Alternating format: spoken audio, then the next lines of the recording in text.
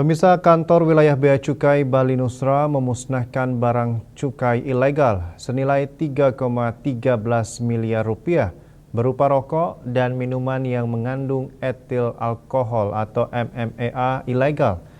Pemusnahan dilakukan sebagai wujud pengawasan di bidang cukai terhadap peredaran barang kena cukai.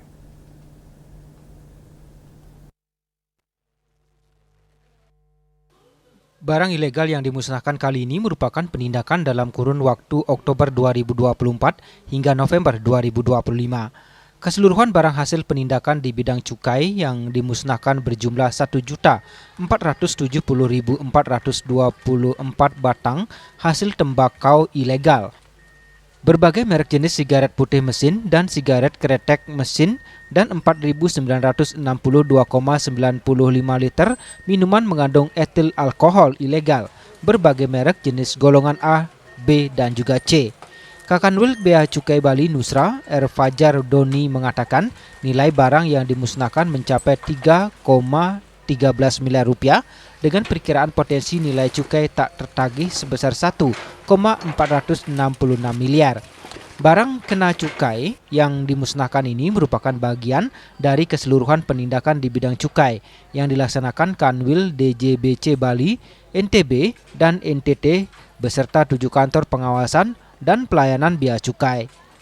Pemusnahan barang kena cukai berupa hasil tembakau dan minuman mengandung etil alkohol, penindakan dari kantor wilayah Direktorat Jenderal Bea Cukai Bali, NTB, dan NTT.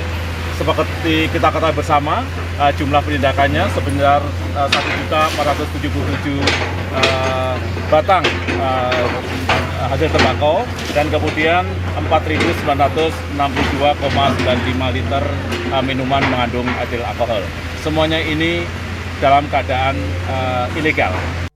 Selama tahun 2025, Kanwil DJBC Bali, NTB, dan NTT, dan KPP BC berhasil melakukan penindakan di bidang cukai sebanyak 1.662 kali dengan barang penindakan berupa 18,17 juta rokok ilegal, 581,34 tembakau iris ilegal, 53,81 liter pengolahan tembakau HPTL ilegal, dan 14.872 liter minuman mengandung etil alkohol ilegal dengan total barang mencapai 40 miliar rupiah. Ditegaskan hasil pengawasan ini menjadi bukti konsistensi institusi bea cukai dalam menjalankan tugasnya. Raiswantara, Bali TV.